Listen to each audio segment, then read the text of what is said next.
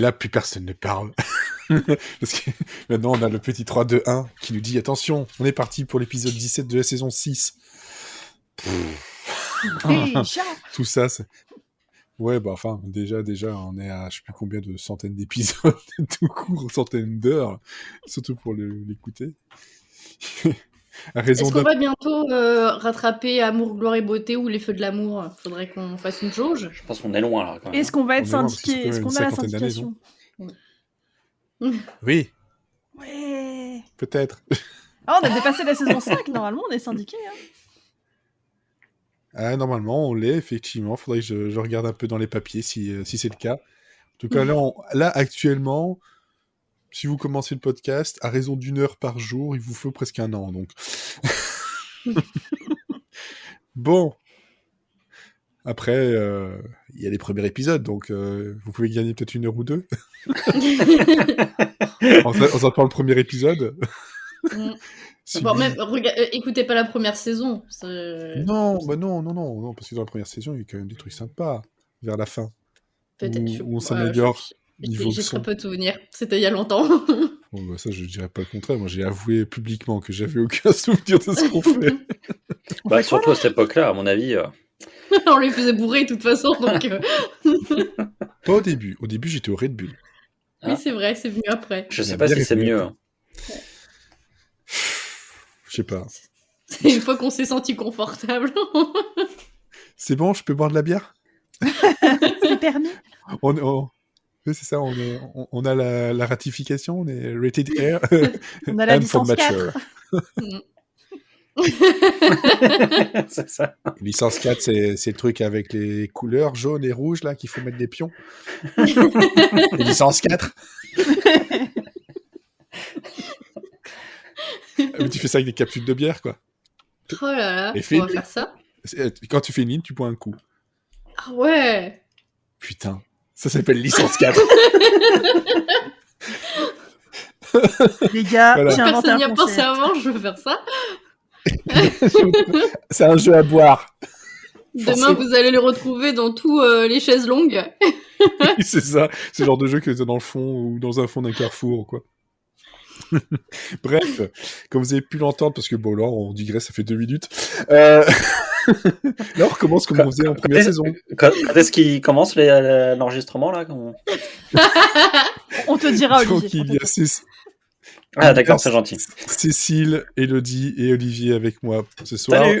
On a donc la preuve que Cécile et Olivier ne sont pas la même personne, puisqu'ils se retrouvent dans le même podcast depuis longtemps. Il y avait une théorie comme quoi l'un était l'autre, et voilà. Nous ne sommes pas fâchés. C'est bon, on nous ne les a sommes vus pas tous les deux jumeaux. dans une même pièce. On n'était pas sûr, on les avait jamais vus. Dans une même escape room. Alors, si. Alors, on a, donc pour cet épisode ce spécial pilote, on a été chercher, grâce à Olivier, une série qui vient de nulle part, avec des grands noms, de partout. Et alors là, c'est vraiment genre, mais qu'est-ce que c'est ce truc? Qu'est-ce qu'il y a Pourquoi on n'était pas au courant?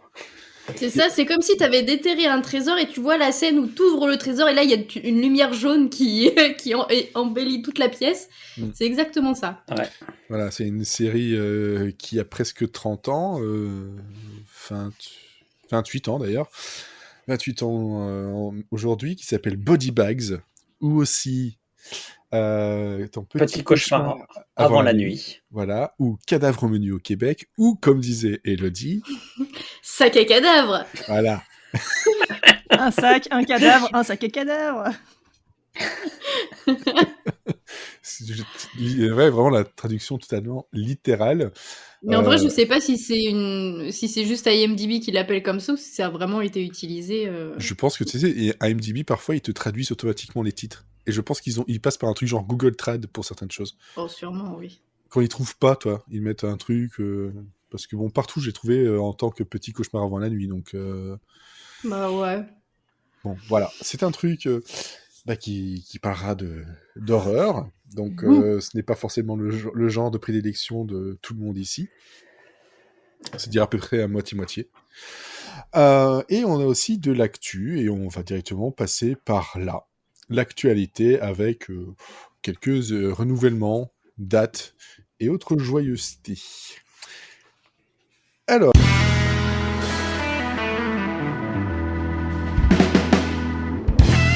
on commence par Invincible sur Amazon Prime qui donc a eu sa première saison qui est arrivée il y a 2 semaines, je pense, qui vient de s'offrir 2 saisons de plus. Voilà, donc le petit comics animé bien sympathique que moi j'avais lu surtout en BD et que j'avais rien vu d'autre. J'ai commencé il y a très peu de temps, c'est vraiment très très bien foutu, c'est très proche de la BD. Là, 2 saisons de plus, ça fait plaisir. Donc voilà, je pense que je suis peut-être le seul à l'avoir entamé. Ouais, j'avais commencé le premier épisode, j'ai pas accroché. Bon, j'ai peut-être accroché parce que moi je connaissais la BD peut-être. Mais c'est vrai que c'est assez spécial, donc Invincible, voilà, si ça vous plaît, il y a donc 2 saisons de plus qui vont arriver. Ensuite, on passe du côté de NBC qui, pour ceux qui connaissent, Night Court, qui était une comédie d'NBC d'il y a aussi presque 30 ans, qui se passait dans un tribunal, un truc bien bien sympathique. Moi j'aime beaucoup. Qui, là, donc s'est offert il y a un peu une série, une suite, voilà, avec... on sait enfin qui sera la tête d'affiche. Donc Melissa Rauch, qui était donc dans Big Bang Theory, Bernadette, qui va jouer donc la fille de Harry, qui était donc le personnage principal de Night Court, dans cette comédie. Donc il y a même plus que 30 ans en fait. Je viens de vérifier la date. C'était en 84 jusque 92. Ah, j'étais née. Voilà. Et c'était donc c'était le juge Harry Stone qui était joué par justement par Harry Anderson. Harry Anderson qui lui par contre est décédé en 2018. Comme ça, par rapport à l'acteur, ils n'auraient pas pu de toute façon faire un petit passage ou un petit caméo, c'était pas possible. Un petit deepfake et puis c'est bon. Un petit deepfake, mais dedans il y avait aussi John LaRoquette qu'on avait pu voir dans Me, Myself and I il y a presque 2 ans maintenant. Plus que ça même. Voilà. Ouais. Ou dans une salade. J'ai pensé à ça aussi. Ou dans un bazooka. non, c'est la Roquette. Moi aussi, je l'ai celle-là, mais John la Roquette. Ah non, et pour moi, ce sera toujours le 10e royaume. Le vieux monsieur le papa dans le 10e royaume. Pour toujours. Ah oui, c'est vrai. C'est vrai, effectivement. Donc voilà, ça c'est tout ce que l'on sait pour l'instant. Donc c'est déjà pas mal. On a une tête d'affiche. On va la voir dans un autre rôle, donc qui ne fera peut-être pas sa petite voix, parce que c'est pas sa voix naturelle. Ça, je rappelle pour ceux qui regardent Big Bang Theory. On a aussi, donc, toujours chez NBC, Young Rock et Kenan qui sont renouvelés pour des saisons 2. Hein. Voilà, donc ça fait bien plaisir parce que je trouve que ces comédies-là continuent de façon très stable dans leur humour et moi j'y retourne avec plaisir. Et alors, on a aussi donc une date entre guillemets, en tout cas, voilà, pour la saison 9 de Dexter, celle dont personne ne veut. On a fait un sondage, mais alors personne. Ça, c'est pour cet automne, donc cette rentrée série prochaine. Tout comme par exemple Gossip Girl, le reboot dont personne ne veut. C'est pour juillet. Non, et pourquoi en plus il y a déjà Elite, c'est un Gossip Girl espagnol, ça suffisait. Enfin, c'est bon, c'est sur Netflix, tout le monde a accès. Ouais, je pense que c'est plutôt les producteurs qui en ont besoin. Ouais, mais HBO, je vois pas Gossip Girl sur HBO, quoi. Non, mais il y a un truc qui s'appelle aussi le coronavirus. Le quoi ? Et voilà. Et donc on n'a pas beaucoup de possibilités d'avoir de nouveautés, donc on prend ce qu'il y a. Voilà. C'est comme ça. Voilà. Alors, pour celles et ceux que ça pourrait faire plaisir, bon, déjà, je sais qu'ici, à part Olivier, Succession, on n'en a pas grand-chose à faire. J'adore. Voilà. Et d'ailleurs, on vient d'apprendre que Alexander Skarsgård rejoignait la série pour sa saison 3. Donc là, on va avoir une recrudescence de personnes qui vont regarder la série, juste parce qu'il y a Monsieur Skarsgård. Vous allez vous éclater. Le seul qui était un peu beau gosse de la famille, d'ailleurs. C'est pas faute d'avoir pas essayé, hein. C'est que ça passe pas. Ah, pour moi, c'est l'une des meilleures séries de ces 10 dernières années. Donc, c'est tellement jouissif dans la méchanceté, parce que je prends un plaisir fabuleux à regarder ça. Et d'ailleurs, c'est assez marrant de voir le documentaire. Je ne sais pas s'il est encore sur Arte, sur Rupert Murdoch et compagnie. Et on s'aperçoit que toute cette famille qui a inspiré la série est exactement comme dans la série, quoi. C'est assez hallucinant. Et donc, on imagine, après avoir vu la série, on imagine les tractations qu'il y a eu et tout. Enfin, c'est vraiment sympa à regarder. Enfin, moi, j'adore ça.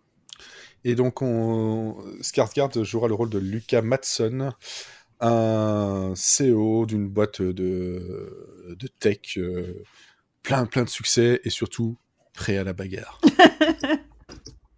Il va se mettre torse-poil, ouais.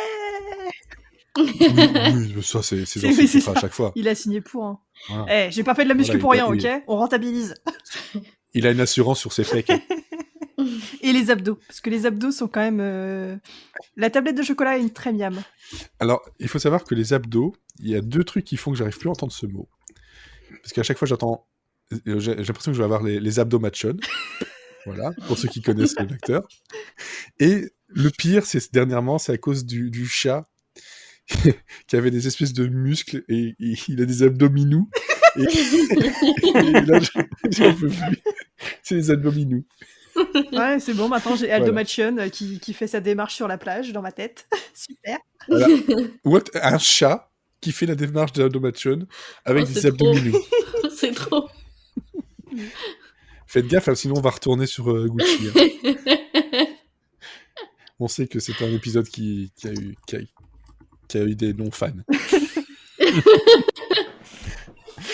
Alors, on a aussi... Je reprends le truc. Ça, je le garde pour après. Parce que lui, je l'ai fait. Je bouge dans le Trello en même temps. Parce que c'est bien, ça bouge. Ça bouge. Alors, du côté de CW, Stargirl et Kung Fu prennent une saison 3 et 2, alors que Stargirl n'a pas encore commencé sa saison 2 sur CW. Supergirl, Riverdale et tout ça, ils ont des dates. Pas le fruit. Comment ça, ils ont des dates? Oui, pas le fruit. Non, mais on vient de rentrer en hiatus, là. J'étais pas au courant. Alors, le temps passe vite. Hein. On est en petit hiatus, effectivement, parce que Riverdale, par exemple, va revenir le 7 juillet. Ok. Enfin, non, il revient il devait revenir le 7 juillet, il arrive le 11 août. Donc, désolé pour la fausse joie. Stargirl, c'est pour le 10 août, en même temps que Superman et Lois. Supergirl, c'est pour, avec ses 13 épisodes, ses derniers 13 épisodes, c'est pour le 24 août. Elsewhere, Roswell, New Mexico, c'est pour le 26 juillet. In the Dark, c'est pour le 23 juin. What We Do in the Shadows, c'est pour le 11 juillet. Ah, ça va être parfait pour l'été, ça. Voilà, en gros, de toute façon, la CW, c'est pour entre début juillet et fin août, quoi. Ah non, mais... La plupart des choses. C'est votre été, ce sera CW. Là, je m'en veux parce que j'avais pas commencé la nouvelle saison de Supergirl. Je l'ai rattrapée ce week-end en me disant, bon, quand même, faut que je me mette à jour. Et là, t'es en train de m'annoncer que j'ai un trou de 4 mois avant que ça reprenne. 3 mois. Bah, ça va, c'est bon. Si jamais t'avais du retard, tu... Ah bah non, mais du coup, j'ai rattrapé. Je suis à jour. Ouais, t'inquiète pas, tu vas bien trouver autre chose pour boucher le trou. C'est ça. On bouge toujours les trous. Titre de ma sextape. Ouais, c'est ça. Exactement ça. Hop, voilà, donc on a ça du côté de CW. On a aussi la date pour Master of None saison 3, qui donc arrivera le 23 mai sur Netflix. Et donc sera centré autour du personnage de Denise, joué par Lena Waithe, plutôt que Aziz Ansari et son personnage de Dev. Je sais que ça va faire crier des gens pour plein de raisons. Je sais. Moi, je vous donne l'information parce que Master of None, c'est quand même bien sympa et je suis bien curieux de voir ce que va donner justement une saison centrée sur le personnage de Denise. Donc c'est 23 mai sur Netflix. Donc, en tout cas, moi, je sais que je regarderai. Je sais pas vous de votre côté. Oui. J'ai pas vu. On verra. En tout cas, j'aime bien comment dire, l'ambiance et le feeling que donne la série de base. The Last Kingdom va se terminer avec sa 5e saison aussi. J'ai pris parce que je me dis, j'ai déjà vu des gens dans la timeline qui aimaient bien ça. Moi, voilà, mais je vous donne l'info. C'est cadeau, c'est C'est pour plaisir nous. d'offrir, C'est pour nous. joie de recevoir. Et l'inverse. C'est pour nous, c'est cadeau, je vous donne ça. On a aussi Bedrock, une suite 20 ans plus tard de Flintstones, un peu plus adulte, où justement Fred Flintstone est à la retraite et Pebbles, sa fille, a une vingtaine d'années et va commencer sa carrière. Et Pebbles sera jouée donc, par Elizabeth Banks, qui va aussi être productrice sur la série. Je suis curieux de voir ce que pourrait donner un Flintstones adulte. À part un Family Guy ou American Dad préhistorique, c'est tout ce que j'ai eu en tête. Et Il y a de finalement, grandes chances que ce soit ça. hein. et finalement, pourquoi pas? Dans le genre Croods, peut-être, je sais pas. Moi. Ah oui, Croods, effectivement.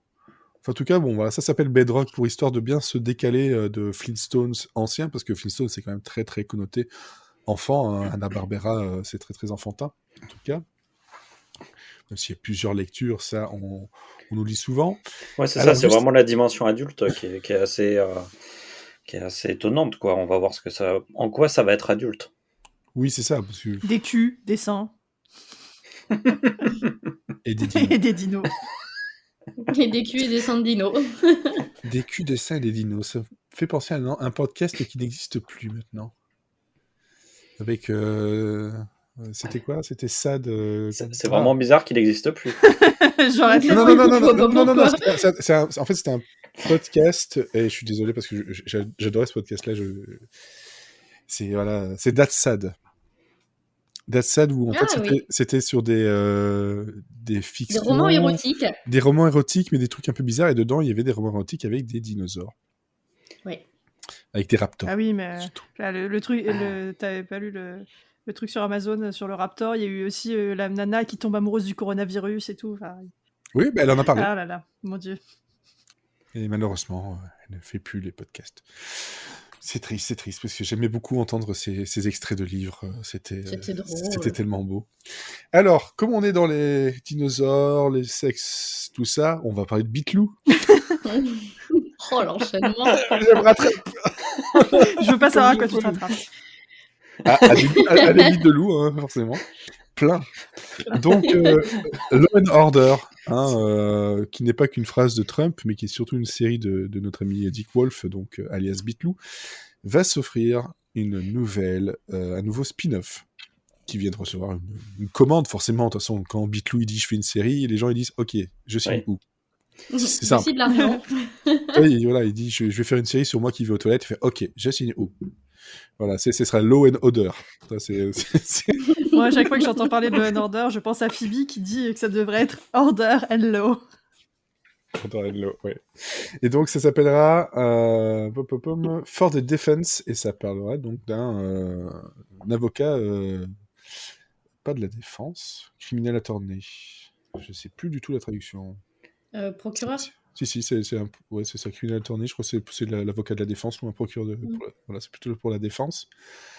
Et donc là, bon, il a skippé le pilote et a été directement en série Order. Comme Law and Order, forcément, c'est dans le nom. Hein. Il aura pas laissé le Il avait choix. un code promo sur Uber Eats. Allez hop, Order, direct. C'est comme les studios qui, sur Steam, s'étaient renommés en Extremely Positive. C'est trop malin.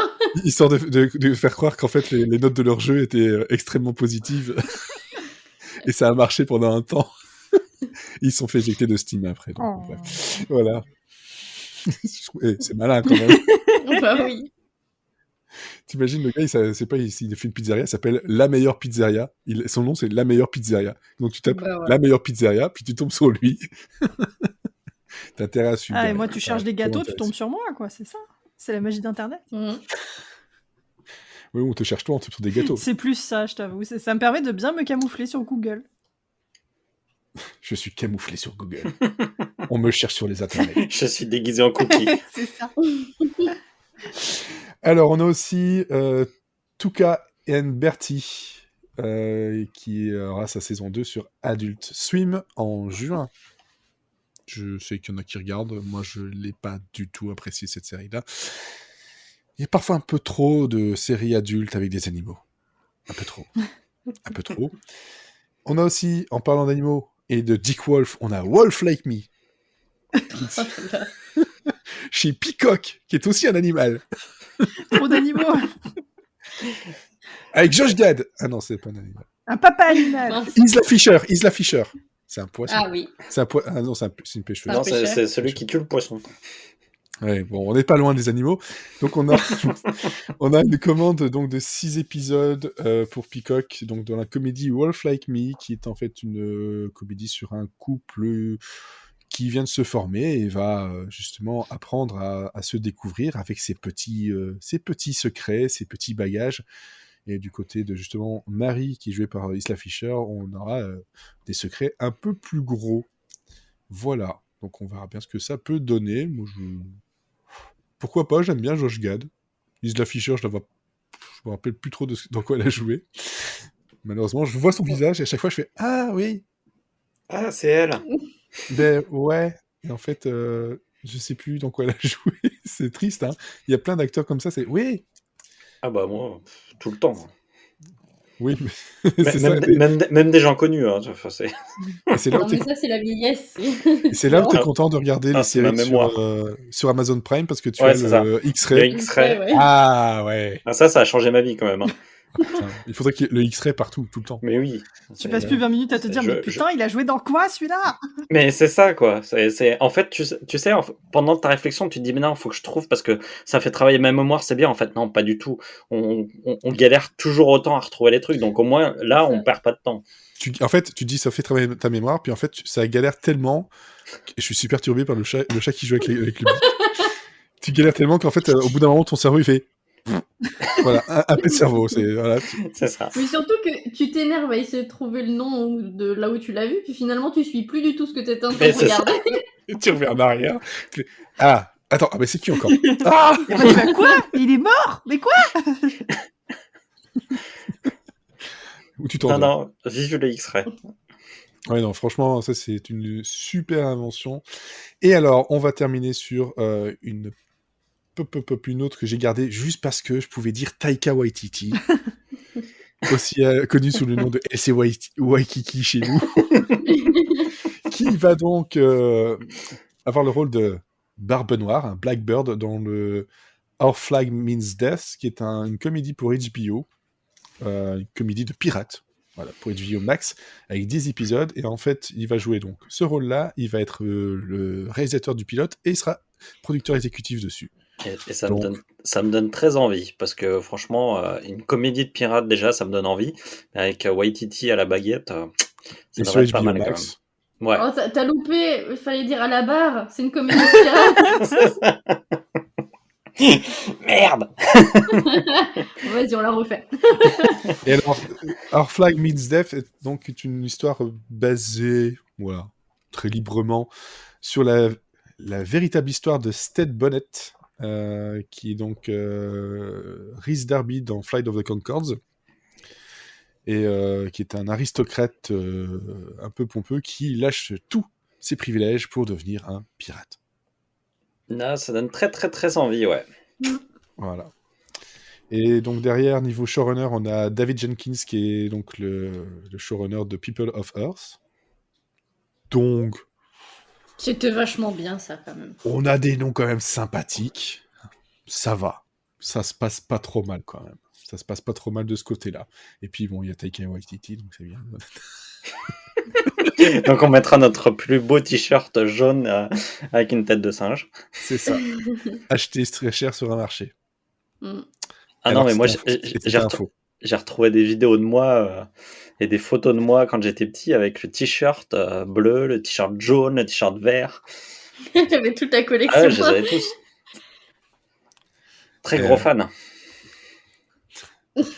Maintenant, tu te dis, bon, en fait, c'était super beauf, mais c'était très cher en plus.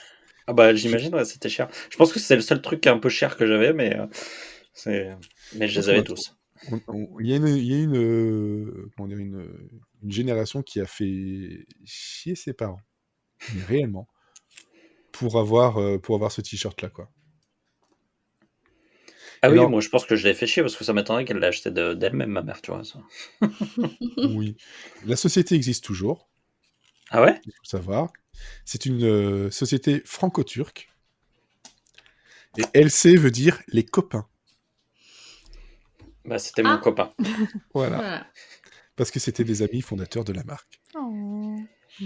C'est mignon. En plus, il y a une belle histoire derrière. Et je vois que, voilà. Donc apparemment, ça existe toujours, mais le singe, apparemment, n'est plus trop là. Hein. Ah bah, ça Mais ils ont des magasins. Ils ont des magasins. Ça n'a plus aucun Bref. intérêt, s'il n'y a plus de singe. Ouais, moi, je veux un t-shirt avec le singe. Ah bah oui. Où il sera marqué en dessous LC Taika Waititi. avec un loup dessus. Moi, ce que je voudrais savoir, si Waititi est au courant de la marque Waikiki. J'aimerais bien un jour qu'il y ait un journaliste qui lui ramène en interview un t-shirt. Le t-shirt Waikiki, quoi. Mettez-le, on en a besoin, c'est pour lui faire une photo. C'est pour avoir la preuve. Ouais. Non, mais je pense qu'il peut en faire un film.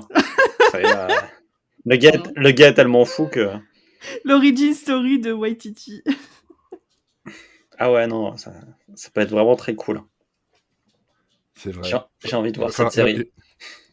Juste l'interview serait pas mal. Ouais, ce serait pas mal. Vous connaissez la marque LC Waikiki? No.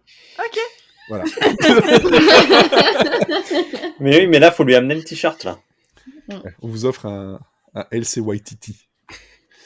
Bref, on va arrêter de faire cette blague-là parce que sinon on va se faire attaquer par les fans de Taika Waititi. Alors qu'on n'est pas méchant. On a dit qu'on arrêtait de dire Waititi. Faut arrêter. Waititi, gros mini.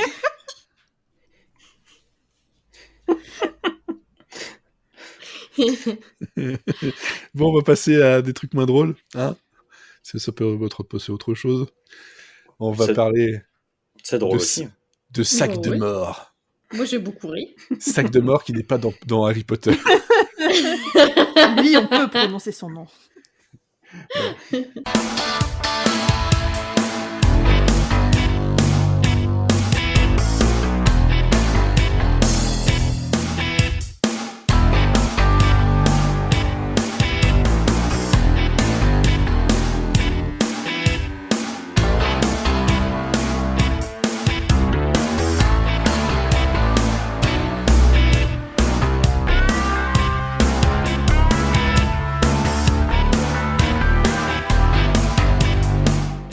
Sac à cadavre. Je peux aussi avoir un t-shirt qui dit sac à cadavre. Sac à macabé. Attaquez Claire. Sac à macabé. C'est pas mal. Oh, ça sonne bien. Sac à macabé. Ouais. Ah, ça fait un peu tube de l'été, quoi. C'est ce que j'allais dire. Ça fait décaler katane, décaler katane. Ouais. Sac à macabé, sac à macabé. Sac à macabé.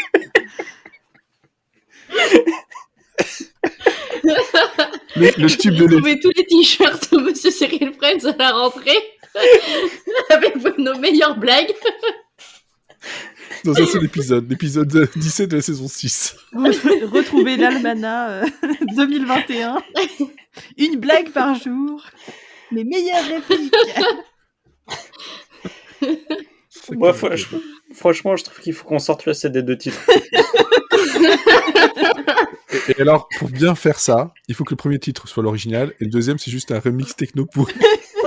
Il dure 5 minutes. Avec des bruitages de Crazy Frog.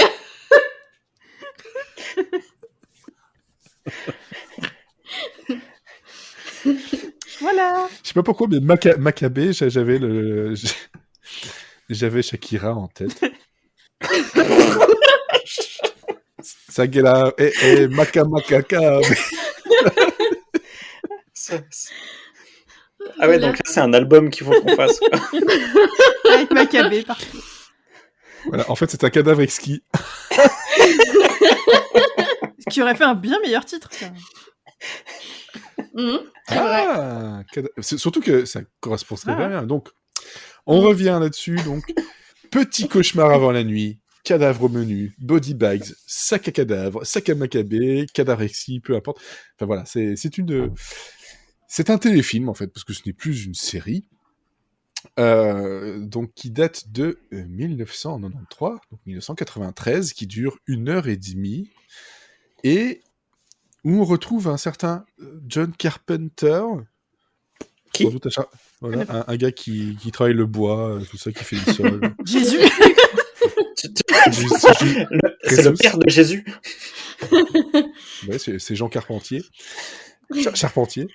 Et Tobe Hooper. Là, pas de blague, non? Je connais pas. Tobe.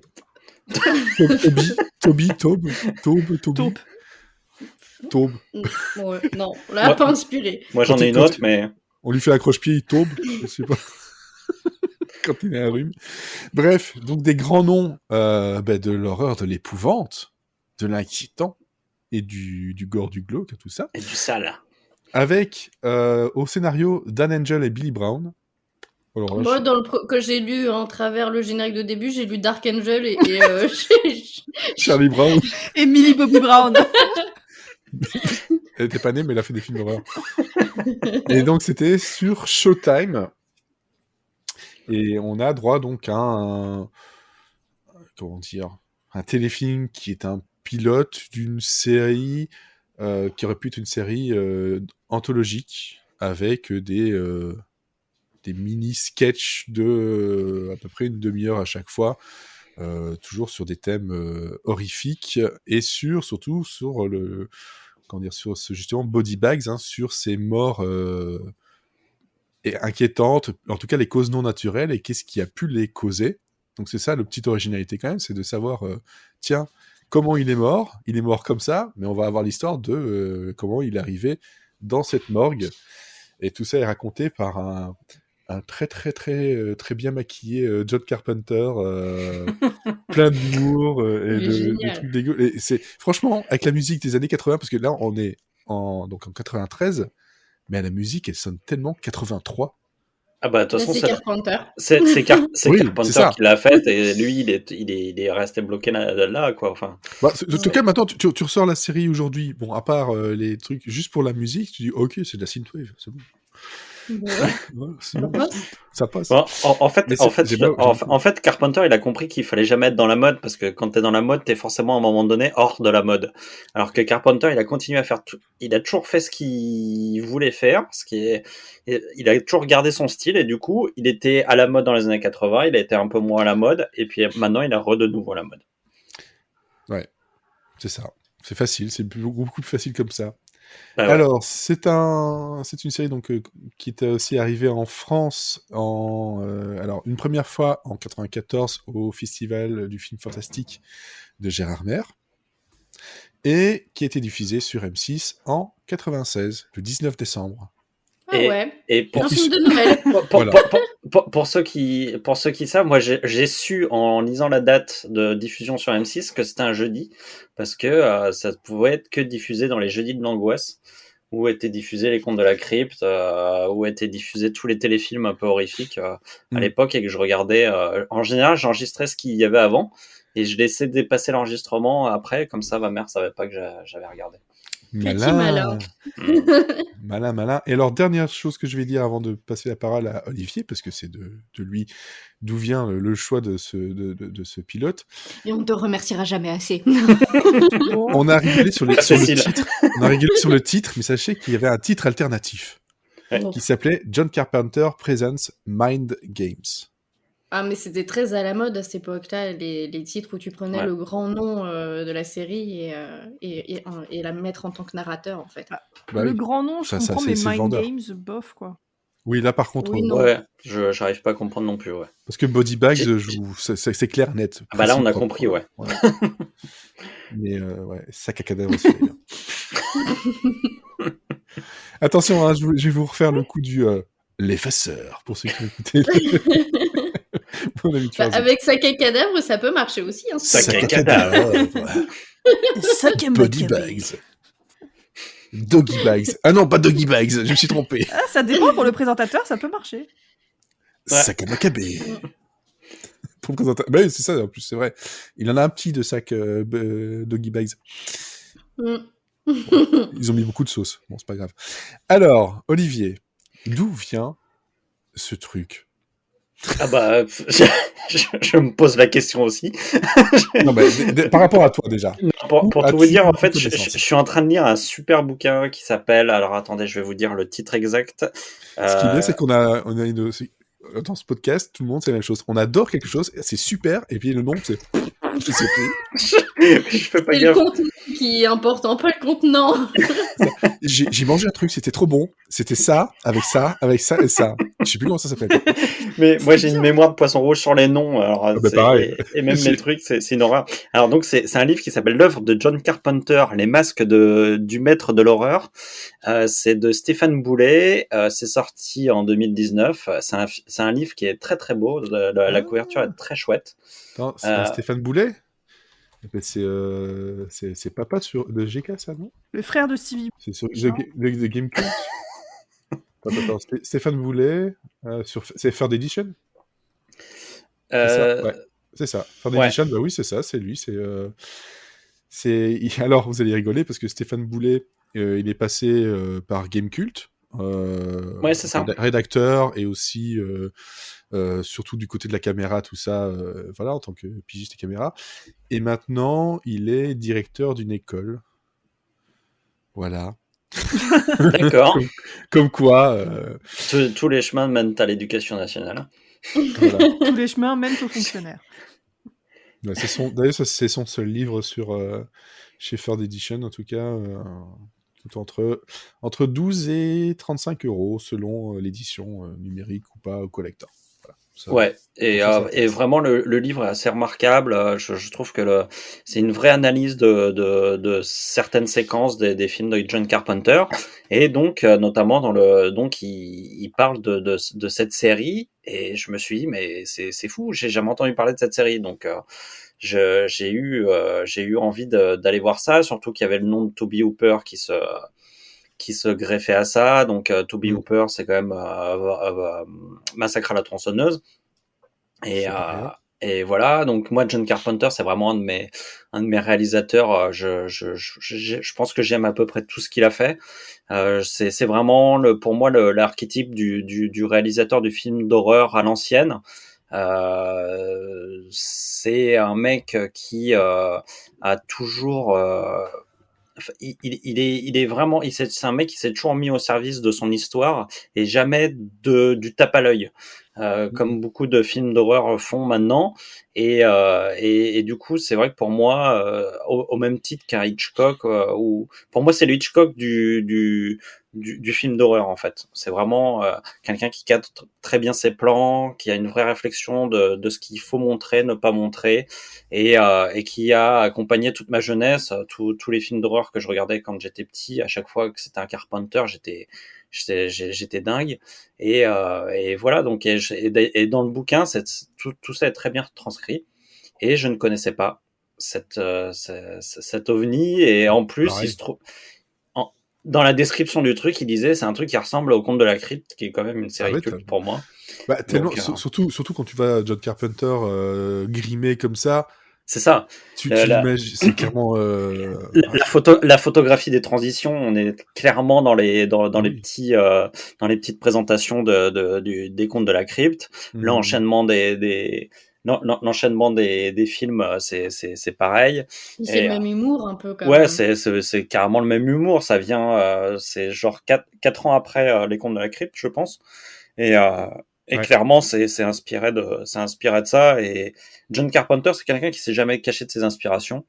Et ça m'étonne pas je pense que c'est une série qu'il a dû voir et qui a dû le faire marrer. Et il s'est dit, allez, faut qu'on fasse la nôtre, quoi. Ouais, c'est clairement ça. Après, j'ai cherché un peu de mon côté, j'ai pas trouvé de raison du pourquoi ça n'a pas été plus loin.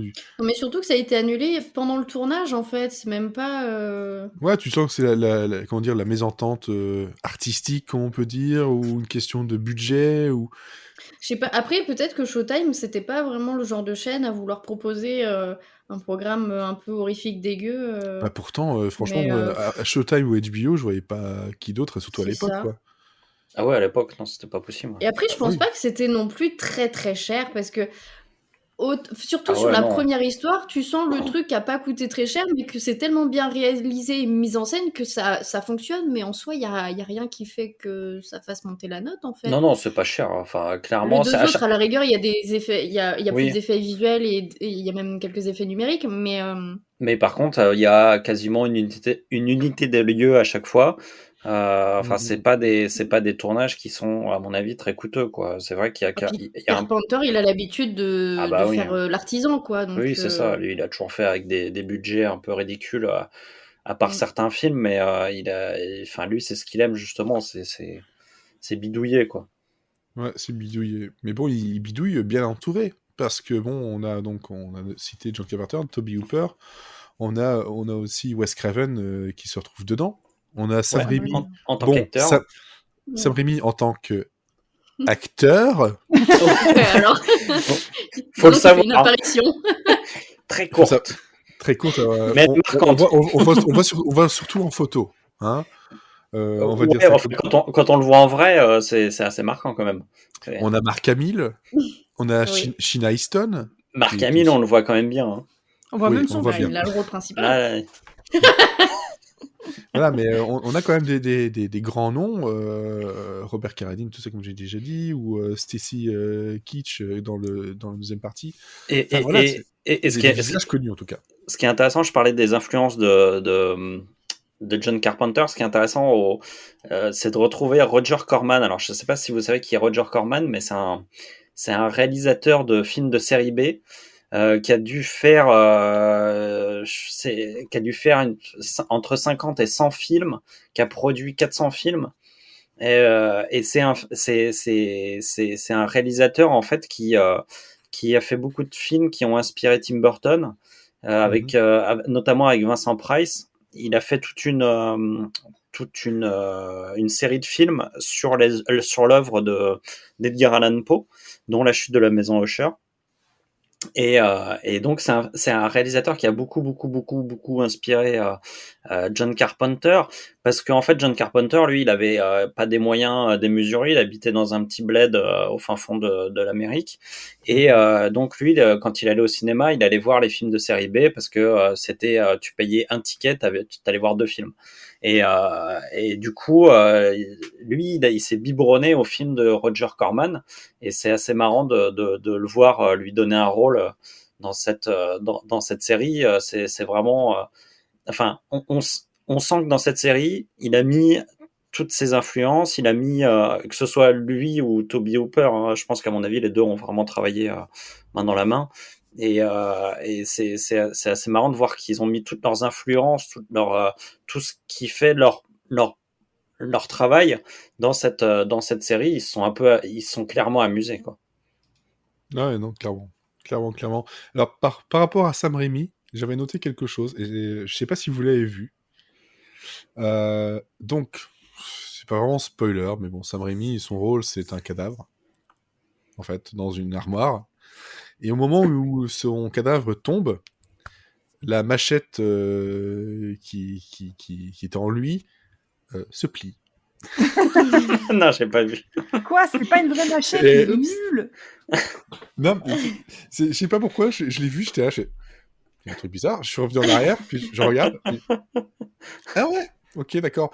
D'autant plus que donc il y en a 3 sketchs, même si c'est pas comique. Moi, le sketch pour moi c'est toujours un truc un peu comique, mais bon, 3 Bon, petites c'est un peu parties comme ça. comique, hein. C'est 3 fables, quoi. Enfin, c'est 3. Ouais, c'est ça. 3 histoires. 3 histoires. Donc on a la station-service, on a les cheveux, Les cheveux.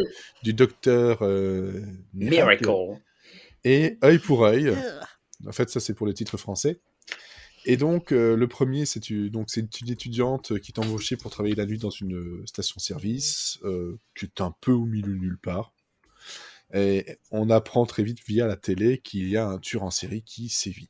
Donc voilà, donc forcément, c'est pas très rassurant, n'est-ce pas? Et pour moi, sans vous divulgacher tout ça, parce que globalement, vous allez pouvoir le voir sur YouTube, hein, vous tapez Body Bags. En plus de ça, vous avez la chance de pouvoir l'avoir en une très bonne qualité. Ouais. en version originale, sous-titré français. Et pas sous-titré automatiquement. Hein. Ouais, non, très bien sous-titré, ouais. Voilà. Donc, franchement, déjà, ça fait plaisir. Donc, ça, comme ça, vous pourrez le voir. Donc, j'ai essayé de pas trop vous spoiler tout ça. Et pour moi, le premier, c'est le slasher. Ah bah oui. C'est du Wes Craven. C'est du John Carpenter d'Halloween. Ou du John Carpenter d'Halloween. Ouais, c'est vraiment le slasher un peu classique et franchement qui fonctionne très bien avec des petits jumpscares par-ci par-là histoire de bien te contourner du chemin qui globalement dès les premières images tu sais qu'est-ce qui va se passer. C'est pas Oui, mais du coup, c'est bien le principe du slasher. C'est bien le principe du slasher parce qu'en gros tu sais ce qui va se passer, t'attends juste que ça se passe et voir comment ça va se dérouler avec un final surprenant. Parce que forcément, c'est le genre de choses qui, en général, prend plusieurs heures, voire plusieurs films pour se faire. Là, c'est contenu en... Ouais, j'ai pas regardé exactement, mais une demi-heure, quoi. C'est un tiers du truc, à peu près. 20 minutes, une demi-heure. Donc, tout ça est contenu, et tu te dis, ah, ok, avec un petit final, petit clin d'œil rigolo derrière. Et j'étais là, je fais, bon, ça commence bien, c'est pas trop violent, quoique... Wow. Ça reste, il y a du sang, mais le sang, il est un peu rigolo. Ouais. Hein, oui, mais la mise en scène est un peu burlesque. Puis, c'est ça, c'est limite du gore italien, quoi. Oui, c'est ça. Voilà. Ah oui, c'est ça, ouais. C'est le même sang qu'utilisait Dario Argento dans ses films, quoi. Ah oui, c'est du sang très rouge fuchsia, quoi. Ouais, c'est ça. Testez votre télévision avec cette couleur-là, c'est parfait. Non, je trouvais que le personnage était bien. On est avec elle, quoi. On la cerne assez vite et on est bien. Enfin, moi, j'étais bien prise avec elle et surtout, j'étais flippée avec elle, mais même les gens juste chelous qu'elle croise, qui lui font peur parce que c'est une nana, il fait nuit et elle se trouve face à un mec qui est un peu. Donc, l'actrice s'appelle Alex Datcher qui joue le rôle de Anne. Ouais. Et alors, c'est quand même, enfin, pour l'actrice, et ce qui fait peut-être qu'on s'identifie aussi vachement à elle, c'est que c'est aussi une. En fait, dans les slashers, souvent, surtout à l'époque, c'était des grandes blondes blanches. Et là, tout d'un coup, on a elle est black, et elle n'est pas du tout dans les codes des slashers dont on a l'habitude, en fait.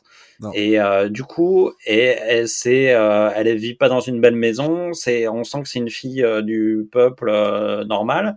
Ouais. Et du coup, on est. C'est une étudiante. C'est une étudiante qui révise en même temps que la psychologie. Qui a fait son boulot et du coup c'est vrai qu'il y a une vraie identification qui se fait avec elle, quoi.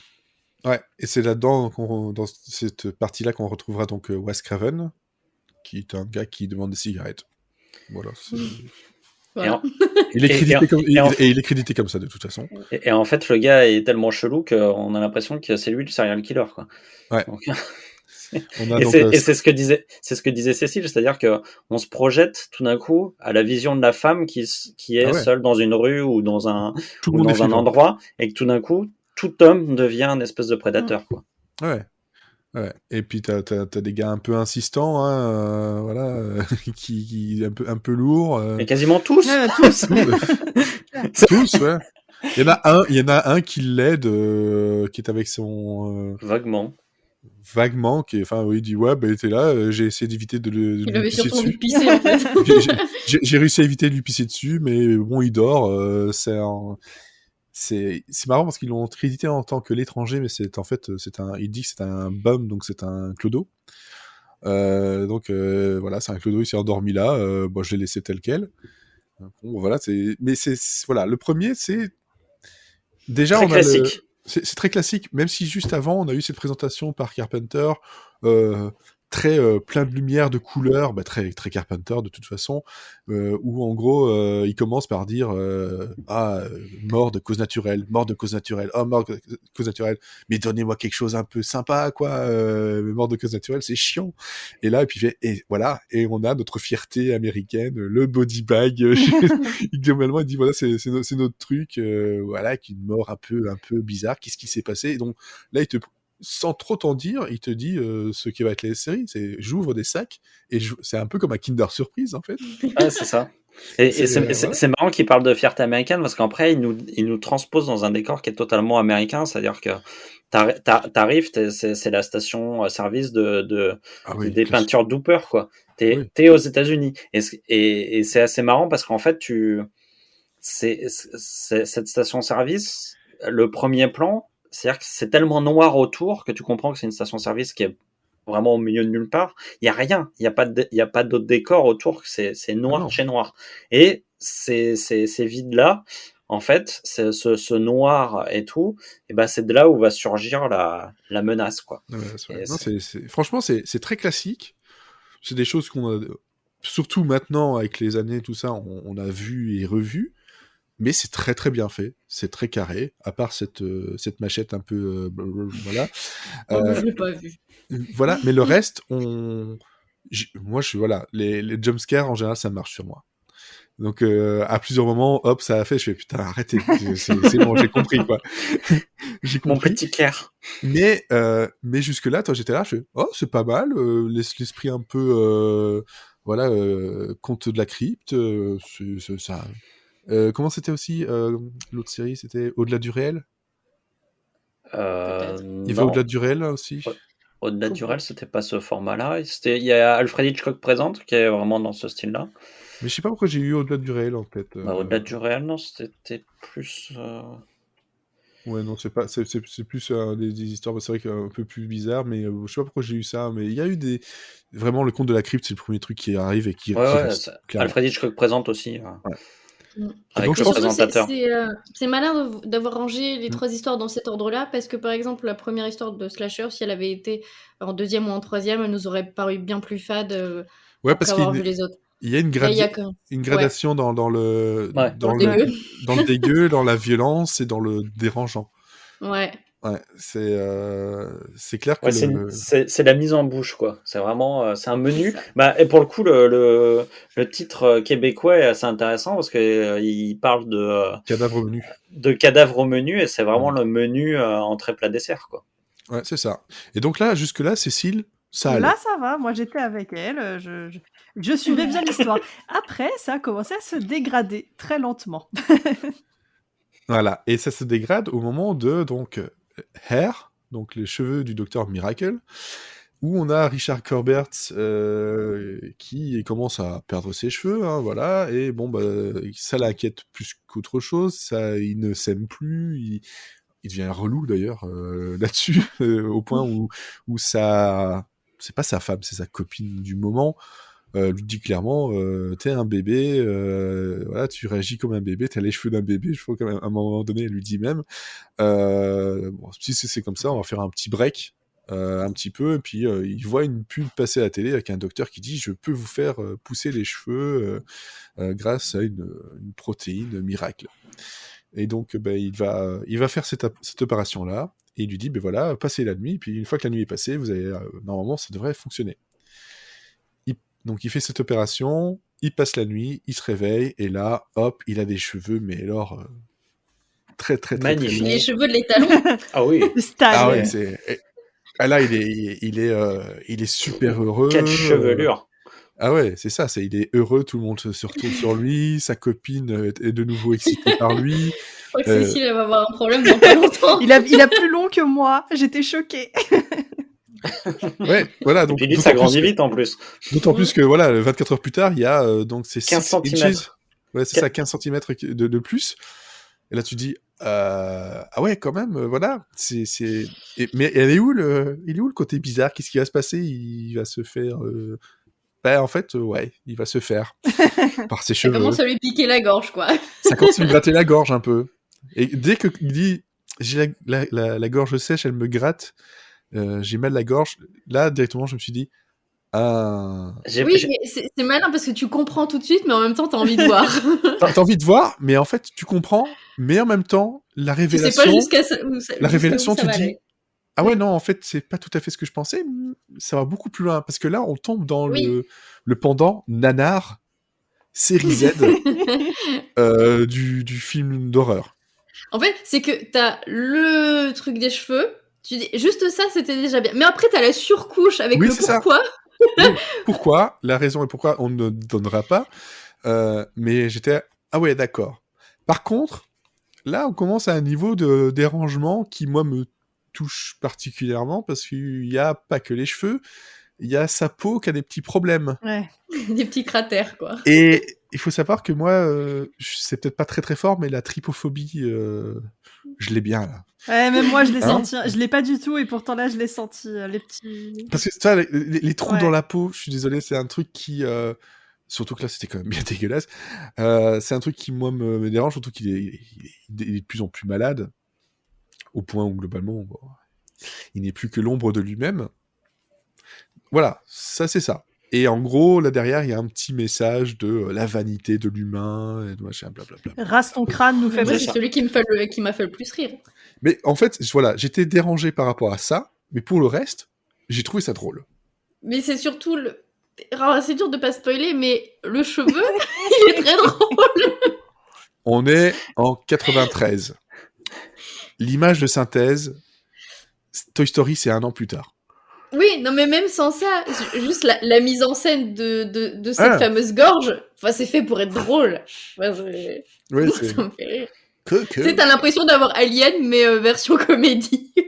Ouais, oui, bah oui. Ça me donnait l'impression que c'est un petit index. C'est ça. Et c'est ça. C'est une petite marionnette. Un espèce de ver de terre. Un ver solitaire, quoi. Ouais, c'est ça. C'est vraiment le ver solitaire. Ouais. T'imagines très bien le ver solitaire Totalement. qui à la place de tes cheveux, quoi. Mais en fait, ce qui est marrant, c'est que c'est complètement l'inverse de ce qu'on a vu dans le précédent. C'est-à-dire que là, on est dans quelque chose de plus du tout entre guillemets réaliste, parce que à la limite, un tueur en série, ça peut arriver dans la vie de tous les jours. Bon, là, on est vraiment plus dans le fantastique.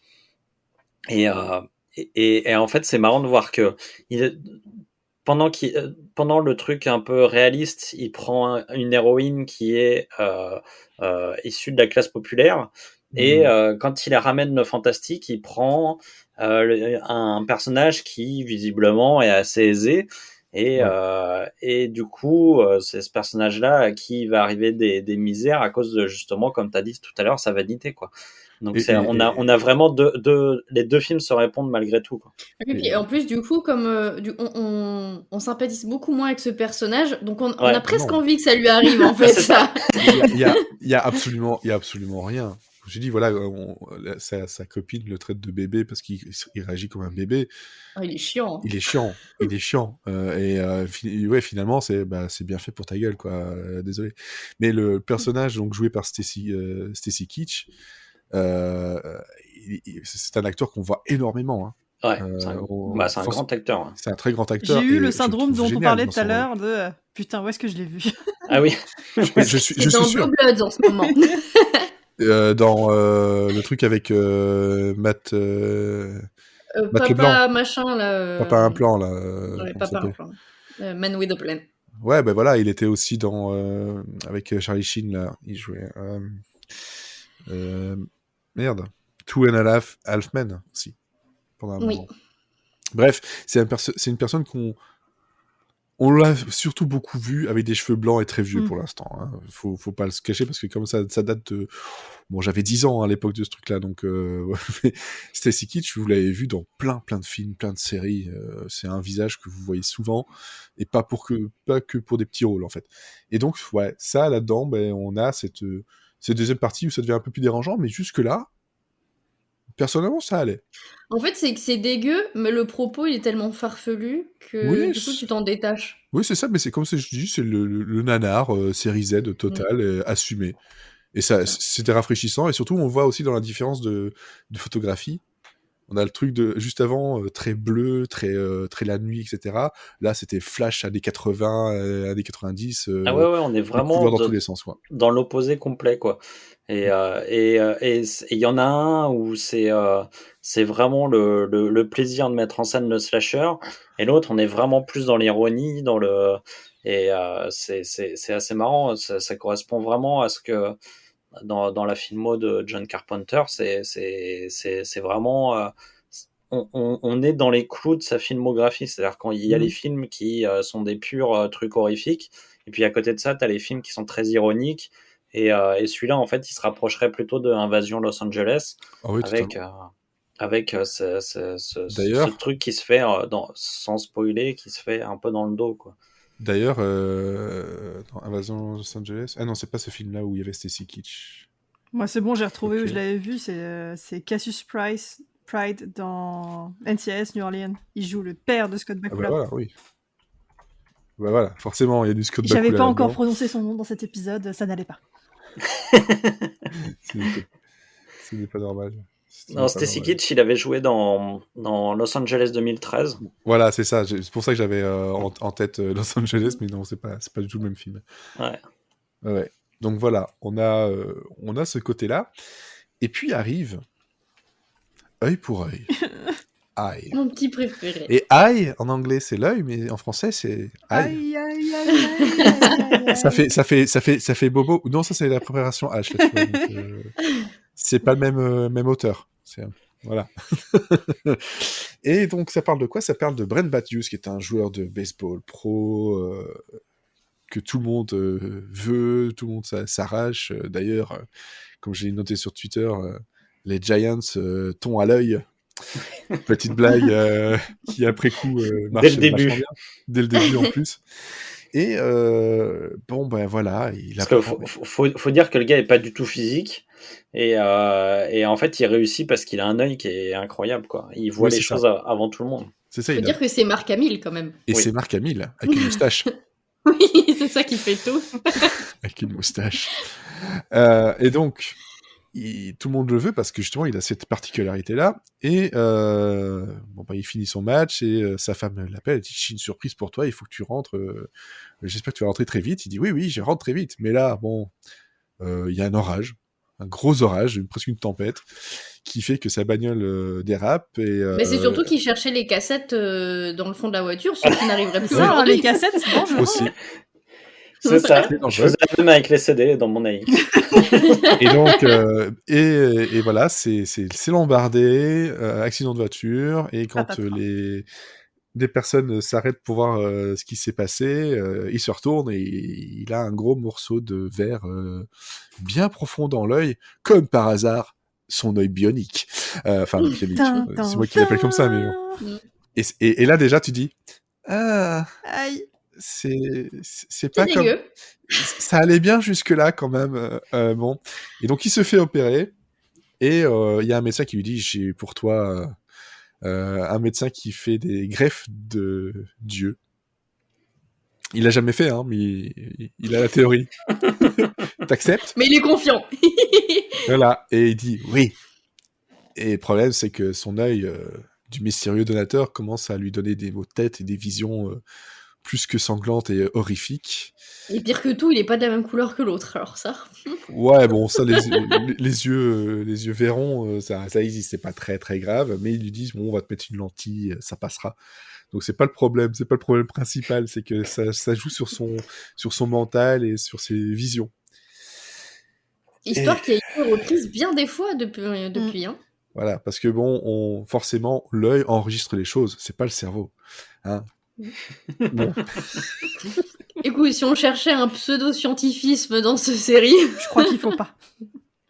Non. C'est la persistance rétinienne, mais très très très très longue, c'est tout. Non, mais en fait, en gros, si c'était le cerveau qui était greffé, il se serait transformé en comme dans Friends, dans le soap Drake Ramore, et puis je sais plus comment elle s'appelle, la fille qui la réincarne après. Mais il y avait une série comme ça sur Netflix qui a été annulée très vite, où la nana s'était fait greffer les poumons ou je sais pas quoi là, et que même effet, c'était une série horrifique aussi. Alors là... Horrifique, donc pas vu. C'était peut-être Alors attendez, je vais vous le retrouver. Ça s'appelle Chambers et c'était une greffe de cœur. Voilà. C'était produit par Uma Thurman et ça a connu qu'une saison. Ah, pareil, le cœur, le centre des émotions, tout ça, quoi. Voilà. Pas la pompe qui tue. On n'a rien fait de mieux depuis Carpenter. Hein. On n'a pas réinventé le chaude, hein. Je suis bien d'accord. Oui. Enfin voilà. Et là, par contre, donc dans celui-là, on a le côté gore, mais un peu moins gore rigolo. voire même plus du tout. On a Ah des ouais, visions alors là, c'est. horrifiques. Et surtout, on a tout à côté une ambiance poisseuse, malaisante. C'est que t'as la psychologie qui s'ajoute au gore, en fait. Ouais. Et là, C'est plus là, ça qui fait peur. ouais, c'est ça. Là, ça fait peur parce que en fait, t'as le côté dérangeant. Au début, tu as un peu de l'empathie pour lui, parce que tu te dis, ça doit être affreux de vivre ce qu'il vit. Et puis surtout, tu transfères sa vie vers sa femme après. Parce que là, tu dis, ah putain, elle prend cher. Mais vraiment. Voilà. Et dont une scène où il y a carrément viol. Et là, c'était insoutenable. Ça n'a pas duré très longtemps cette scène, mais c'était quand même Oui, assez parce qu'on insoutenable. rigole sur les fesses de Mark Hamill, mais en vrai, là, ça n'est pas du tout drôle. Hein. Non, c'est ça. Si vous voulez voir les fesses de Mark Hamill, parce que je sais pas s'il avait doublure fesses, voilà. Mais par contre, la scène en elle-même, Elle est compliquée. Elle est compliquée. Non, c'est dur à regarder quand même. C'est dur à regarder et c'est expliqué. J'aimerais tellement dire pourquoi. Mais non, mais regardez. Mais regardez le truc. Et c'est vrai que là, l'explication.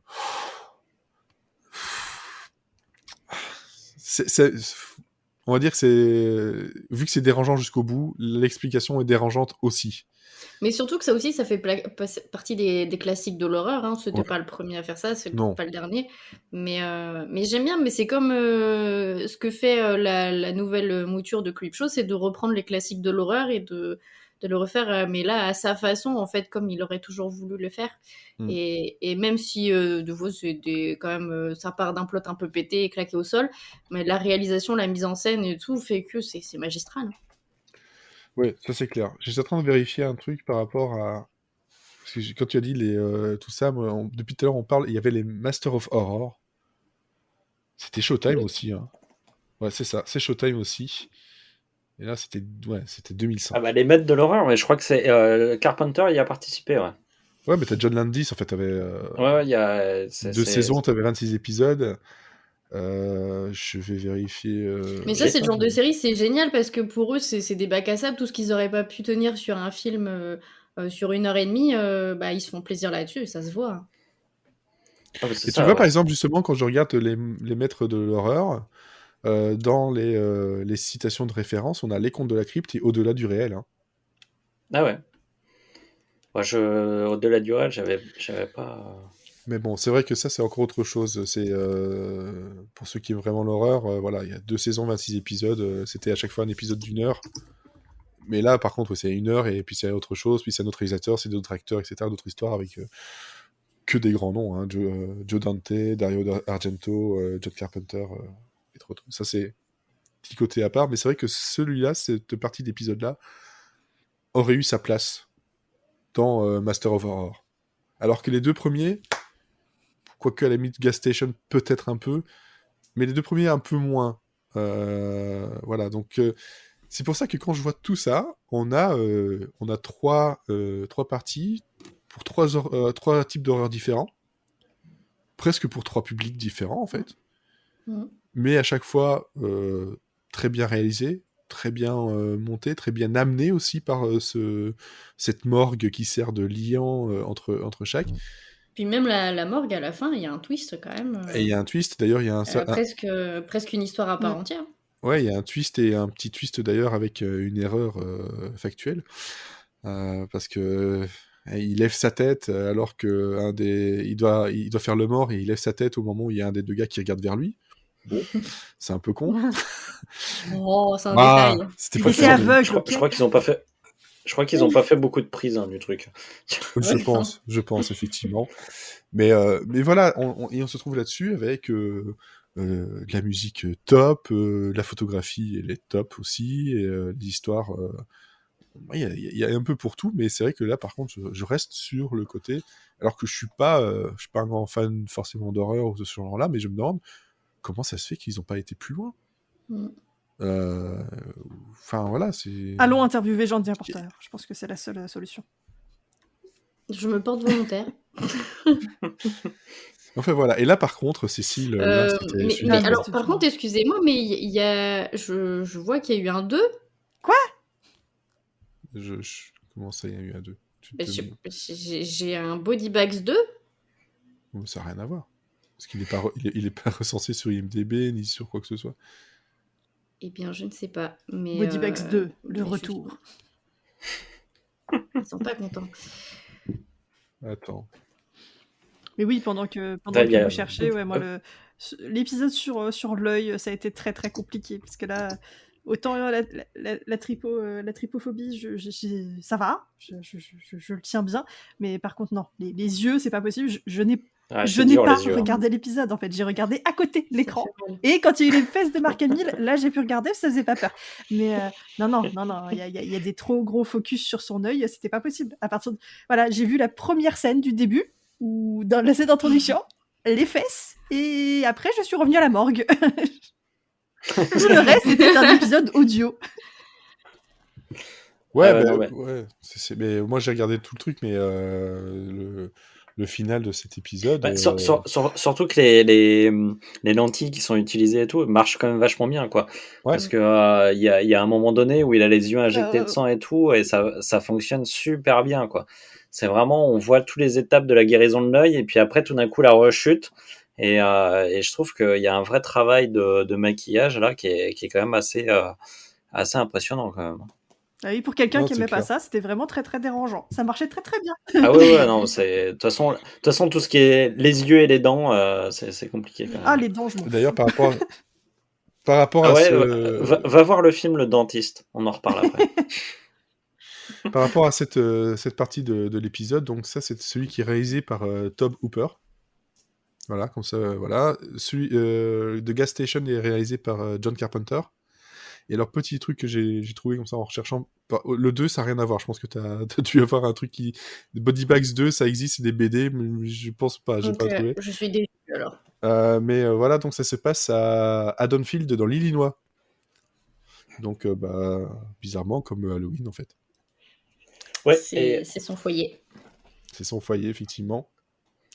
Et Carpenter a réalisé aussi Air, donc celui avec les cheveux. Donc en fait, dedans, voilà. C'est Haddonfield, c'est la ville d'origine de sa femme, enfin son ex-femme productrice, Debra Hill.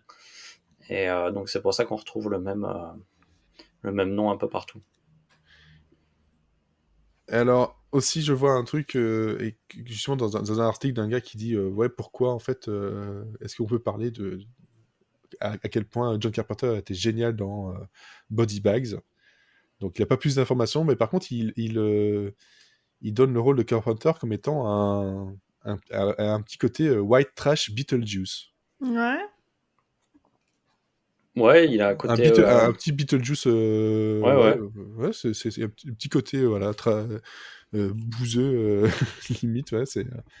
le petit Crypt Keeper. Et c'est vrai que ce qu'il disait, c'est que là, à l'année où c'est sorti, c'est l'année où justement les contes de la crypte battaient leur plein sur HBO. Donc c'est la même période. Donc et Showtime voulait avoir ce truc-là, mais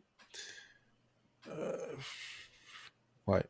On n'a absolument aucune info. Donc si jamais vous avez plus d'infos là-dessus, vous avez trouvé des trucs. Alors, j'ai pas tous les épisodes en tête des Contes de la Crypte, mais quand même, j'ai l'impression que c'est plus gore quand même que les Contes de la Crypte. Les Contes de la Crypte, c'était très suggéré. Les Contes de la Crypte avait toujours un épisode où c'était plus de l'horreur psychologique et un épisode où c'était plus un freak en fait, et ça t'es plein sur les monstres classiques du genre, mais c'était moins sanglant. Ouais, là c'est surtout le truc de Tobe Hooper qui est vraiment lui, il y va dans vraiment l'horrifique gore. Il est beaucoup plus gore que Carpenter, hein. Le Massacre à la tronçonneuse, c'est un jeu de massacre, hein, comme le nom l'indique. C'est beaucoup plus violent que les films de Carpenter en général. Et ça se ressent là dans l'épisode où on est vraiment clairement dans le pur gore, quoi. Ouais, clairement. Enfin, globalement, voilà, on a donc deux personnes ici, Olivier et Elodie, qui aiment bien ce genre-là, hein, on l'a bien compris, et qui, je pense, ont été servis par cette découverte. Et surtout, en fait, si vous aimez comme moi l'horreur qui se prend pas la tête, voilà, c'est vraiment, pour moi, c'est la définition que je fais de Carpenter, c'est-à-dire que il fait des films d'horreur pour se faire plaisir avant tout. avant de faire une quelconque à mettre un quelconque message ou d'essayer de faire de l'esbrouf ou du machin. Lui, il veut se faire plaisir et avec beaucoup de second degré aussi. Et voilà, c'est vraiment ce type d'horreur là, quoi. Si vous voulez de l'horreur à la Jordan Peele, bah faut pas venir, quoi. Ensuite, on a Cécile qui, par contre, de son côté, ne pourrait pas dire qu'elle a passé forcément un super moment tout le temps. Ouais, on va dire ça. Non, et je reconnais que c'est très bien joué, très bien filmé, très bien réalisé, tout ça, tout ça. Après, voilà, je suis pas la cible de base. Je regarde pas de films d'horreur, je regarde pas de séries d'horreur. Je ne touche pas à ces choses-là. Mais non, je reconnais que le slasher était très bien fait et les scènes à la morgue, c'était très sympa aussi. En fait, quand c'était plus sérieux ou alors très très humoristique sans le côté dérangeant, ça m'allait. Mais c'est vrai que les deux, enfin surtout celui avec l'œil, moi c'était beaucoup trop dérangeant pour moi. Et l'autre était un peu... Ouais. Et moi, j'en viens à penser que si ça sortait maintenant, là, on aurait un service de streaming genre HBO Max, facile. Oh, ce serait sur Shredder. Oui, voilà. Mais bon, après, peut-être qu'ils n'auront pas le budget pour Carpenter et tout ça. C'est ça aussi, c'est une question. Je sais pas combien ça peut coûter, quel cachet ils demandent, mais je me dis que c'est ce genre de série qui, aujourd'hui, aurait sans doute un tout autre avenir, en fait. Aurait dépassé. Tous ceux qui ont grandi avec les Creepshow et tout ça, ils fonceraient dessus. Parce qu'on n'a plus vraiment beaucoup de séries d'horreur comme ça qui se fait vraiment plaisir. Surtout à ce point-là. Et là, comme je disais, c'est voilà, les Contes de la Crypte, c'était arrivé en même temps ou un petit peu, vraiment quelques temps avant. C'est 89, je crois. Voilà, donc on n'a pas suffisamment de recul pour se dire on va en refaire un autre truc, alors en tout cas pour que ça s'installe bien, le genre. Et alors que maintenant, on a eu des trucs, comment ça s'appelle, que toi t'aimais bien aussi sur Crackle. Qu'est-ce qu'on a un truc avec le bourreau, là? Ouais. Et d'ailleurs, il y avait tout un truc avec des dents. En fait, laissez les dents et les yeux tranquilles. C'était bien au début, et puis ça s'est très vite essoufflé. J'ai jamais fini. Voilà, mais bon, il y a aussi Room 104, ouais. qui a eu un ventre mou qui est revenu. Mais j'appellerais pas ça vraiment une série horrifique. Hein. Ouais, non, c'est vrai que Room 104 est un peu plus léger. C'est la série plus expérimentale qui je parle teste un peu dans tous les genres. Je parle par rapport à l'anthologie, le ouais. type de l'anthologie, etc. On a des choses qui sont un peu plus là, et peut-être qu'elle aurait, là, elle aurait sorti son épingle du jeu, surtout par rapport aux noms qui sont derrière. Et après, limite, passer sur Monster of Horror, quoi.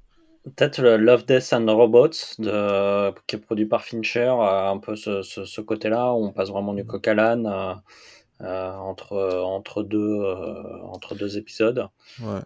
J'ai pas encore regardé. Mais par contre, je pense que là où on aurait perdu, c'est que si maintenant quelqu'un proposait ce genre de série à une chaîne, ça serait beaucoup moins artisanal, il faudrait plein d'effets visuels numériques et ça perdrait de leur charme. Et... C'est ça, et puis il faudrait faire un discours derrière, ce serait pas juste le pur plaisir de raconter une histoire un peu gore, un peu de faire frissonner, il faudrait passer un message derrière.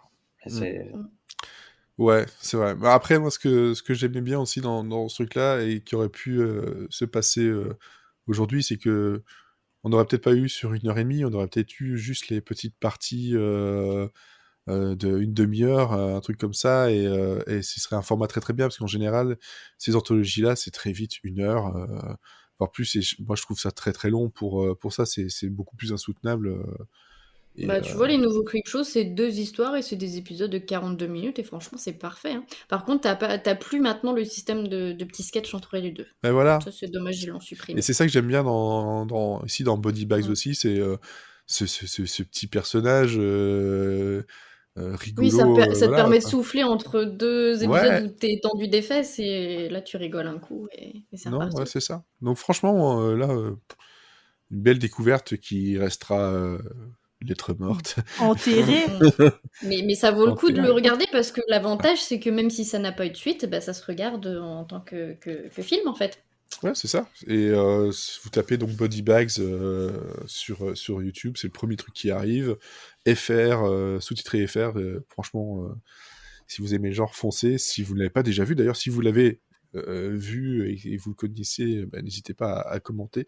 Ça fait toujours plaisir. Et en tout cas, merci Olivier de nous avoir proposé ça. La prochaine fois, on fera une comédie. Ouais.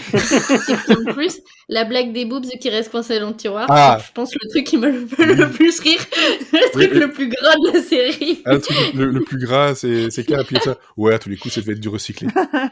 Le truc qui dit ça, un truc comme ça. Oui. Ah non, c'était drôle. Ah ouais, là, ils s'y allaient, genre... oui, vraiment, le truc qu'ils font... Et le bruit que ça fait, c'est... C'est des flambis. C'est des flambis, qu'est-ce que c'est? C'est qu'on n'a pas dit, mais c'est que c'est autant en gore qu'il y a de gens à poil, en fait, aussi. Oh, il y a plus de gore, quand même. Oui, bien sûr, mais ils s'interdisent rien, quoi. Ah non, c'est ça, on montre ce qui est à montrer, et puis voilà, après... ils sont dans les codes de la série B, de la série Z, avec des filles à poil, du sang, et puis voilà. Ça manque juste de dinos, quoi. Peut-être s'il y avait une suite, il y aurait eu les dinos. Non, mais c'est différent parce que, par exemple, alors je pense que malheureusement, ça a été retiré du catalogue d'Amazon il y a vraiment pas longtemps. Je crois que quand je l'ai regardé, il restait plus que 7 jours, mais il y avait Hurlement de Joe Dante sur Amazon. Pareil, série B, mais fait par Dante, donc c'est génial. Mais c'est vraiment un tout autre style, même si ça reste de la série B, il n'y a pas ce côté humour. Enfin, c'est drôle, mais parce qu'on le regarde maintenant. Mais c'est avec des loups-garous. Et franchement, très, très différent, beaucoup moins ironique en fait, mais très bon. Enfin, rendez-nous cette époque. Je veux des séries B comme ça. Rendez-nous les jeudis de l'angoisse sur M6. Oui, s'il vous plaît. On veut du cracra. Non, les jeudis de l'angoisse, c'est quand tu regardes Hanouna. Non, c'est Castex. Non, c'est Castex maintenant, les jeudis de l'angoisse. Ah oui. Annonce du gouvernement. Je préfère les gens avec des trucs dans les yeux. Alors, pour info, pour ceux que ça pourrait intéresser, Body Bags existe en DVD à 7 € à peu près. Pour l'instant, c'est le prix que je trouve. Même un petit peu moins cher, ça peut se trouver. Il y a eu une version Blu-ray en 2013, qui par contre est devenue tellement rare qu'elle est à 40 balles. Ah oui, j'allais dire 450 €. Non, et même une VHS à 80 balles, je vois. Donc, franchement, quand on cherchait le DVD de Police Squad, c'était encore plus cher. Hein. Oui, c'est ça. Par contre, on n'a pas dit, mais l'affiche de Body Bags, l'artwork, il est absolument magnifique. Ah ouais, non, c'est clair. C'est clair. Très cool. C'est très très cool, un peu dessiné. Mais voilà, tout va dans le côté Carpenter à fond, quoi. Je pense que les gens qui sont fans de Carpenter, soit on en a déjà entendu parler, soit l'ont déjà vu passer sans s'y intéresser plus que ça. Mais je pense que voilà, quand on est ultra fan, forcément, ça doit être passé un peu sous les yeux, quoi. Non, désolé, je vais arrêter avec la blague des yeux.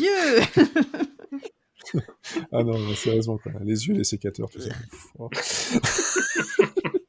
Faut arrêter. Faut arrêter. Ok, ben voilà, je pense qu'on a tout dit, et je vois que par rapport au Trello, est-ce que tu veux faire ta reco, Olivier? Oh non, juste en 2 secondes, regardez la nouvelle saison d'Hippocrate sur Canal, c'est vraiment très bien fait, une très très bonne série médicale française, qui gomme tous les défauts de sa première saison, et vraiment une saison dense, et avec des super personnages, des super acteurs, vraiment très très très très très très très bonne saison. Voilà. Ok, très très bien. Moi, je suis content d'avoir terminé. Je pense que c'est terminé. Alors, je vais encore avoir des épisodes qui vont arriver derrière, comme ça, en cachet, mais les Mighty Ducks. Donc, sur Disney+, avec les sympathiques retours des anciens du film dans la série. Ça fait un petit quelque chose au cœur de fans de voir ça. Et je suis très content aussi de me dire que ça y est, on est en mai. Ça veut dire que dans 4 jours, il y a la saison 2 de Mighty Quest sur Apple TV+. Mystic Quest. Je mélange tout. Mythique Quest. Ouais, Mythic Quest. Parce que Mystic Quest, c'était un jeu. Oui, c'est ça. J'ai mis c'est toujours un jeu. C'est le faux Final Fantasy pour les États-Unis. Non, Mythic Quest Revenge Banquet qui arrive dans 4 jours sur Apple TV+, et je suis joie parce que je suis joie jusqu'au moment où en juillet j'aurai Ted Lasso saison 2. Oh oui, vivement. Toi, il y en a qui seront sur CW, mais moi je serai sur Apple TV+, à regarder Ted Lasso en boucle encore. Et peut-être qu'en fait on sera déçus. Mais non. Et là, Non. ce sera la fin du monde. Non, c'est pas possible. Non, le petit trailer teaser qu'on a eu va dans le bon sens. Voilà. En tout cas, merci à vous trois d'avoir subi ce pilote. Et je pense que la prochaine fois, ça fait un moment que je l'ai en tête, on va regarder les pilotes de Frasier. Voilà. Comme ça. Il me reste encore 4 saisons de Cheers à regarder. Écoute, t'as un mois. Non, ça va pas le faire. Ouais, mais même si t'as pas vu Cheers, tu peux regarder Frasier. Ceux qui n'ont pas vu Frasier risquent d'apprécier. Ceux qui ont vu Frasier vont se dire « Ah, c'est cool de voir les à côté. » C'est cool. Voilà. En tout cas, on vous souhaite à toutes et à tous de bonne vie. Je sais pas ce qu'on vous souhaite. Franchement, si on n'était pas depuis 15 mois dans la pandémie, je dis c'est une bonne semaine, machin, mais là, on n'ose plus rien souhaiter à personne. Donc, on vous souhaite de regarder Body Bags et de l'apprécier. Voilà. Parce que globalement, en ce moment, plus personne n'est heureux, donc voilà. Le bonheur, c'est quoi ? Donc ça pourrait être pire. Vous pourriez être dans un Body Bags, après être passé sous un train. J'ai eu peur de ce que tu allais dire, parce que franchement, là, on était mal barré. Non, j'ai même pas eu de pensée perverse. Non, même pas. Non, je pense que le body bag, c'était déjà beaucoup trop. En tout cas, on souhaite de bonnes séries. Ça, vous avez de quoi faire, je pense. Actuellement, il y a des choses. Il y a des choses sous le pied. Et surtout, bonne journée. Bonne journée. Bisous. Buongiorno. Ciao. Spaghetti, tout ça.